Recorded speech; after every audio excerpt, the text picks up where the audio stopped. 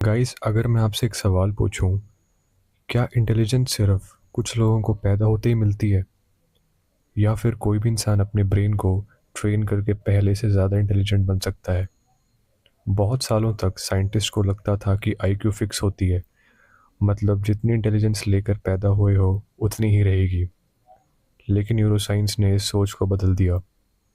आज साइंटिस्ट जानते हैं कि हमारा ब्रेन एक मशीन नहीं, बल्कि एक लिविंग सिस्टम है जो रोज़ बदलता है।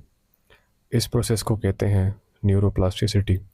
सिंपल लैंग्वेज में, जितना आप अपने ब्रेन का सही तरीके से यूज़ करते हो उतने ही नए कनेक्शंस ब्रेन के अंदर बनते हैं। मतलब, आप लिटरली अपने ब्रेन को स्ट्रॉन्गर बना सकते हो। और इस वीडियो में मैं आपको 10 ऐसे साइंस बेस्ड मेथड्स बताऊंगा जो रिसर्चर्स और न्यूरोसाइंटिस्ट के हिसाब से ब्रेन परफॉर्मेंस इंप्रूव करने में हेल्प कर सकते हैं। वीडियो के एंड तक आपको समझ आ जाएगा कि इंटेलिजेंट लोग अलग पैदा नहीं होते, वो अलग हैबिट्स बनाते हैं। तो चलिए शुरू करते हैं। टिप नंबर 1, ब्रेन को चैलेंज दो। हमारा ब्रेन मसल्स की तरह काम करता है। जिम में मसल्स तब ग्रो करती हैं जब उन्हें चैलेंज दिया जाता है। बिल्कुल वैसे ही ब्रेन भी तभी इम्प्रूव होता है जब उसे डिफ़िकल्ट प्रॉब्लम सॉल्व करनी पड़ती हैं। अगर आप रोज़ वही इजी काम करोगे तो ब्रेन को ग्रो करने की ज़रूरत ही नहीं पड़ेगी। इसलिए हर वीक एक नई स्किल सीखो। चेस खेलो, मेंटल मैथ्स करो, पजल सॉल्व करो, एक नई लैंग्वेज के वर्ड्स याद करो। ये सब ब्रेन के अलग अलग नेटवर्क्स को एक्टिवेट करते हैं और धीरे धीरे आपकी थिंकिंग पावरफुल होने लगती है। टिप नंबर 2, डीप रीडिंग करो। आजकल हम रीडिंग कम और स्क्रोलिंग ज़्यादा करते हैं। शॉर्ट वीडियोस और रील्स हमारे अटेंशन स्पैन को छोटा बना देते हैं। लेकिन जब आप बुक पढ़ते हो, ब्रेन इमेजिनेशन करता है, मीनिंग समझता है, कनेक्शंस बनाता है और इन्फॉर्मेशन को ऑर्गेनाइज करता है। इसी वजह से डीप रीडिंग को ब्रेन के लिए एक्सरसाइज माना जाता है। रोज़ सिर्फ 20 मिनट रीडिंग भी लॉन्ग टर्म में बहुत डिफरेंस ला सकती है। टिप नंबर 3, स्लीप को इग्नोर मत करो। लोग सोचते हैं कि सक्सेस के लिए नींद सेक्रीफाइस करनी पड़ती है। साइंस कुछ और कहती है। जब आप सोते हो तब ब्रेन मेमोरीज को ऑर्गेनाइज करता है। जो चीज़ दिन भर सीखी थी, स्लीप के टाइम वही लॉन्ग टर्म मेमोरी बनने लगती है। इसलिए कम स्लीप लेने वाले लोग अक्सर लर्निंग और फोकस में स्ट्रगल करते हैं। अगर ब्रेन को पावरफुल बनाना है तो क्वालिटी स्लीप भी उतनी ही इम्पॉर्टेंट है जितनी पढ़ाई। टिप नंबर 4, एक्सरसाइज ब्रेन को भी स्ट्रांग बनाती है। एक्सरसाइज सिर्फ बॉडी के लिए नहीं होती। जब आप रनिंग, वॉकिंग या वर्कआउट करते हो तब ब्लड फ्लो ब्रेन तक बढ़ता है। इससे ऑक्सीजन और न्यूट्रिएंट्स ज़्यादा पहुंचते हैं। रेगुलर एक्सरसाइज अटेंशन, मूड और लर्निंग एबिलिटी इंप्रूव करने में हेल्प कर सकती है। इसलिए बहुत से सक्सेसफुल एंटरप्रेन्योर्स और स्टूडेंट्स एक्सरसाइज को डेली रूटीन का पार्ट बनाते हैं। टिप नंबर 5, मेडिटेशन और फोकस। रिसर्च में देखा गया है कि regular mindfulness meditation attention control improve करने में मदद कर सकती है। सिर्फ 10 मिनट शांत बैठकर अपनी ब्रीदिंग पर ध्यान देना भी फोकस इंप्रूव करने की प्रैक्टिस हो सकती है। जब फोकस इंप्रूव होता है, लर्निंग भी इंप्रूव होती है। टिप नंबर 6, स्मार्ट लोगों से सीखो।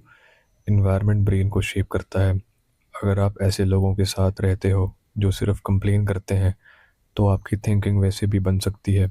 और अगर आप एम्बिशियस और नॉलेजेबल लोगों के साथ डिस्कशन करते हो तो नए आइडियाज़ मिलते हैं। इसी प्रोसेस से इंटेलिजेंस ग्रेजुअली डेवलप होती है।